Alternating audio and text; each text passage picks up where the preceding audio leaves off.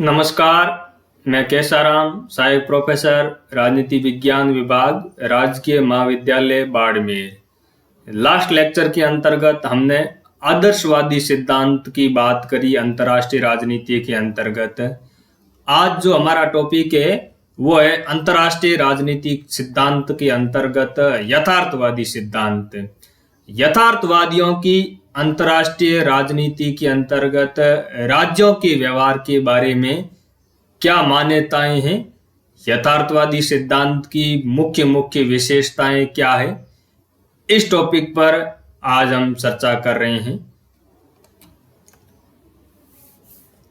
Last में हमने जब आदर्शवादी सिद्धांत देखा तब आदर्शवादी सिद्धांत की ये मान्यताएं थी कि अंतर्राष्ट्रीय राजनीति के अंतर्गत जो युद्ध और संघर्ष की जो प्रवृत्ति है, उस युद्ध और संघर्ष की प्रवृत्ति को बदला जा सकता है और अंतर्राष्ट्रीय राजनीति के अंतर्गत एक नवीन परिदृश्य स्थापित किया जा सकता है, जिसके अंतर्गत शांति होगी, जिसके अंतर्गत समृद्धि होगी, जिसके अंतर्गत न्याय की स्थापना होगी। यानी इस तरह का आशावादी दृष्टिकोण आदर्शवादी दृष्टिकोण कहलाता है। और ये आदर्शवादी दृष्टिकोण दो विश्व युद्धों के बीच का जो समय था उसके अंतर्गत अंतर्राष्ट्रीय राजनीति के सिद्धांत के अंतर्गत हावी रहा। लेकिन ये जो आदर्शवादी सिद्धांत है, इसकी प्रतिक्रिया के रूप में ही अंतर्राष्ट्रीय राजनीति में यथार्थवादी सिद्धांत उभर करके आया और यथार्थवादी सिद्धांतकारों ने जो आदर्शवाद की मूल मान्यताएं थी, उन मूल मान्यताओं का खंडन किया। यथार्थवादियों की यह मान्यता है कि अंतर्राष्ट्रीय राजनीति के अंतर्गत आदर्शों का कोई महत्व नहीं है, मूल्यों का कोई महत्व नहीं है। आदर्शवाद के विपरीत यथार्थवाद का मानना है कि जब हम अंतर्राष्ट्रीय राजनीति की व्याख्या करें तब आदर्शों की बजाय, कल्पना लोक की बजाय, हम अंतर्राष्ट्रीय राजनीति में राज्य वास्तव में किस तरीके से व्यवहार करते हैं, इस वास्तविक परिदृश्य का वर्णन करना चाहिए। तो आदर्शवाद के खंडन के रूप में ही अंतर्राष्ट्रीय राजनीति में यथार्थवादी सिद्धांत है उसका उद्भव हुआ। और यथार्थवाद ये मानता है कि अंतर्राष्ट्रीय राजनीति के अंतर्गत जो युद्ध और संघर्ष है, ये युद्ध और संघर्ष अनिवार्य है। अंतर्राष्ट्रीय राजनीति अनिवार्यतः युद्ध और संघर्ष की ही राजनीति है। युद्ध और संघर्ष को कभी खत्म नहीं किया जा सकता। हालांकि इस युद्ध और संघर्ष की स्थिति है अंतर्राष्ट्रीय राजनीति के अंतर्गत, इसको सीमित किया जा सकता है, लिमिट किया जा सकता है। लेकिन जिस तरीके से आदर्शवादी मानते हैं कि युद्ध और संघर्ष है, इसको पूर्णतः समाप्त किया जा सकता है अंतर्राष्ट्रीय संगठनों के माध्यम से, नैतिकता के माध्यम से, इस आदर्शवाद की मान्यता का यथार्थवाद है पूर्ण रूप से खंडन करता है। दूसरी बात, जो अंतर्राष्ट्रीय राजनीति में यथार्थवादी सिद्धांत है, इसको पावर पॉलिटिक्स मॉडल भी कहा जाता है, क्योंकि यथार्थवाद की मान्यताएं हैं कि प्रत्येक राज्य है वो हमेशा शक्ति प्राप्त करने की आकांक्षा रखता है। वो ज्यादा से ज्यादा शक्ति प्राप्त करना चाहता है ताकि अंतर्राष्ट्रीय परिदृश्य के अंतर्गत वो अपना प्रभुत्व स्थापित कर सके। तो आदर्शवाद की मान्यताओं के खंडन के रूप में ही 1939 के अंतर्गत E.H. कार, जो कि एक ब्रिटेन का इतिहासकार था, इसे यथार्थवादी सिद्धांतकार माना जाता है। इसने 1939 के अंतर्गत एक पुस्तक लिखी और उस पुस्तक का जो शीर्षक था वो था 20 ईयर क्राइसिस, 20 वर्षीय संकट। और इस पुस्तक के अंतर्गत 1919 से लेकर 1939 तक जो अंतर्राष्ट्रीय राजनीति में घटनाएं घटी, उन घटनाओं के विश्लेषण के आधार पर E.H. कार ने इस पुस्तक में जो आदर्शवाद की मूल मान्यताएं थी, उन मूल मान्यताओं को चुनौती दी और आदर्शवाद को एक तरह का यूटोपियन सिद्धांत करार दिया। यूटोपियन का मतलब होता है, हिंदी में इसको कल्पना लोक कहते हैं, जिसकी केवल कल्पना की जा सकती है वास्तविक और व्यवहारिक धरातल पर इस तरह की मान्यताओं का कोई महत्व नहीं है, इस तरह की व्यवस्था की स्थापना करना संभव नहीं है। तो E.H. कार्ड ने इस पुस्तक के अंतर्गत जो लीग ऑफ नेशंस है, लीग ऑफ नेशंस का फेलियर भी दर्शाया, क्योंकि जब 1919 के अंतर्गत लीग ऑफ नेशंस की स्थापना की और जनवरी 1920 के अंतर्गत वास्तविक रूप में लीग ऑफ नेशंस ने काम करना भी स्टार्ट कर दिया। लीग ऑफ नेशंस का मूल मकसद था कि अंतर्राष्ट्रीय राजनीति में होने वाले युद्धों को रोका जा सके, लेकिन यह लीग ऑफ नेशंस से वो जो कलेक्टिव सिक्योरिटी की अवधारणा पर स्थापित हुई, ये लीग ऑफ नेशंस युद्ध को रोक नहीं सकी, संघर्षों को रोक नहीं सकी, और 1 सितंबर 1939 को सेकंड वर्ल्ड वॉर की घटनाएं वो भी प्रारंभ हो जाती है।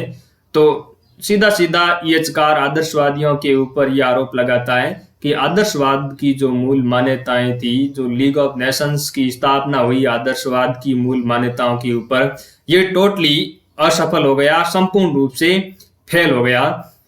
तो आदर्शवाद के माध्यम से अंतर्राष्ट्रीय राजनीति की वास्तविकता को नहीं समझा जा सकता। अगर अंतर्राष्ट्रीय राजनीति की वास्तविकताओं को समझना है तो इसको यथार्थवादी नजरिए से समझना होगा, और यथार्थवादी नजरिया यही कहता है कि राज्यों के मध्य होने वाला युद्ध और संघर्ष ये अनिवार्य है, इसको कभी भी पूर्णतः खत्म नहीं किया जा सकता, हालांकि इसको बैलेंस ऑफ पावर के माध्यम से सीमित किया जा सकता है। E.H. कार्ड के बाद में अंतर्राष्ट्रीय राजनीति के अंतर्गत जो यथार्थवाद को प्रसिद्धि प्रदान करने वाला जो अगर कोई विद्वान था पहला, तो वो हंस जे मॉर्गेंतो था। हंस जे मॉर्गेंतो ने 1948 के अंतर्गत एक पुस्तक लिखी, politics among nations, the struggle for power and peace. इस पुस्तक के अंतर्गत हंस जे मॉर्गेंतो ने अंतर्राष्ट्रीय राजनीति की वास्तविकताओं को समझाया, और हंस जे जो मॉर्गेंतो का यथार्थवाद है उसको पॉलिटिकल रियलिज्म, राजनीतिक यथार्थवाद भी कहा जाता है। इसकी हम आगे बात करेंगे, लेकिन अगर हम ओवरऑल देखें तो अंतर्राष्ट्रीय राजनीति के अंतर्गत यथार्थवाद के मुख्यतः 3 प्रकार देखने को मिलते हैं। शास्त्रीय यथार्थवाद, दूसरा नव यथार्थवाद, तीसरा नव शास्त्रीय यथार्थवाद।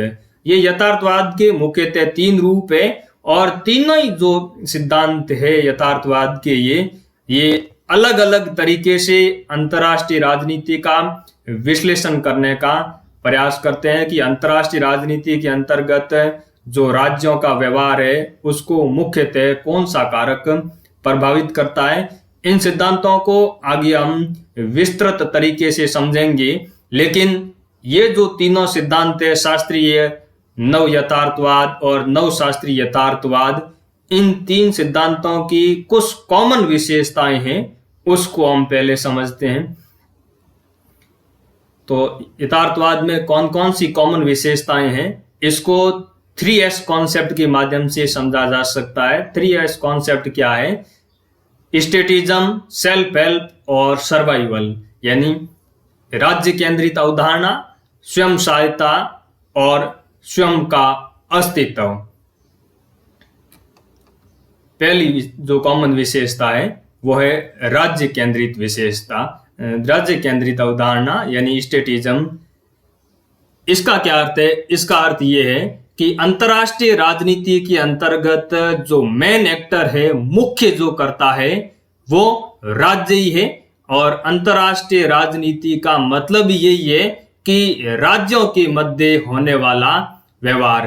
तो यथार्थवाद ये मानता है कि अंतर्राष्ट्रीय राजनीति है वो एक तरीके से राज्यों के मध्य होने वाला व्यवहार ही है, और इसके अंतर्गत जो मुख्य करता है, मेन करता है, एक्टर्स है, वो स्टेट ही है। बाकी जो स्टेट एक्टर्स है, नॉन स्टेट एक्टर्स, वो इतने ज्यादा महत्वपूर्ण नहीं है, वो बहुत कम महत्वपूर्ण है। दूसरी स्टेटिज्म्स की विशेषता ये है कि राज्य है वो संप्रभुता पर आधारित एक राजनीतिक समुदाय है, यानी प्रत्येक राज्य है वो एक सॉवरेन इंस्टीट्यूशन से संप्रभु संस्था है, और वो अपने जो क्षेत्र होता है, उसका भू क्षेत्र होता है, उसके अंतर्गत वो जो भी कानून बनाता है वो कानून उस क्षेत्र के अंतर्गत सर्वोच्च होते हैं। तो पहली विशेषता ये हो गई यथार्थवाद की कॉमन, कि अंतर्राष्ट्रीय राजनीति के अंतर्गत राज्य मुख्य करता है और इस राज्य की जो प्रमुख विशेषता है वो एक संप्रभु राजनीतिक समुदाय के रूप में है। दूसरी विशेषता सर्वाइवल, खुद का अस्तित्व बनाए रखना। सभी यथार्थवादी जितने भी विद्वान हैं उनका ये मानना है कि जो राज्यों का प्राइमरी गोल है, राज्यों का जो प्राथमिक उद्देश्य है वो खुद का अस्तित्व बनाए रखना है और प्रत्येक राज्य के नेतृत्वकर्ता का यही सर्वोच्च राष्ट्रीय हित होता है कि वो अपने राज्य का अस्तित्व बनाए रखे, अपने राज्य का सुरक्षा है वो सुनिश्चित कर सके। आर्थिक वृद्धि हासिल करना ये राज्य का प्राइमरी गोल नहीं है, ये राज्य का सेकेंडरी गोल है, द्वितीयक लक्ष्य है। तीसरी जो यथार्थवादियों के अंतर्गत कॉमन विशेषता है वो है सेल्फ हेल्प, स्वयं सहायता। यथार्थवादी सभी ये मानते हैं कि अंतर्राष्ट्रीय राजनीति का जो स्ट्रक्चर है, जो इंटरनेशनल सिस्टम है वो एनार्कियल सिस्टम है, अराजकता पर आधारित अंतर्राष्ट्रीय संरचना है। यहाँ अराजकता का मतलब ये कि जिस तरीके से एक राज्य के अंतर्गत उसकी इकाइयों और लोगों को नियंत्रित करने के लिए एक राज्य नामक सर्वोच्च संस्था होती है, एक सरकार होती है, ठीक उसी तरीके से अंतर्राष्ट्रीय राजनीति के अंतर्गत राज्यों के व्यवहार को नियंत्रित करने वाली कोई इस तरह की राज्यों के ऊपर कोई संप्रभु संस्था नहीं है, यानी ऐसी कोई वैश्विक सरकार है वो नहीं है।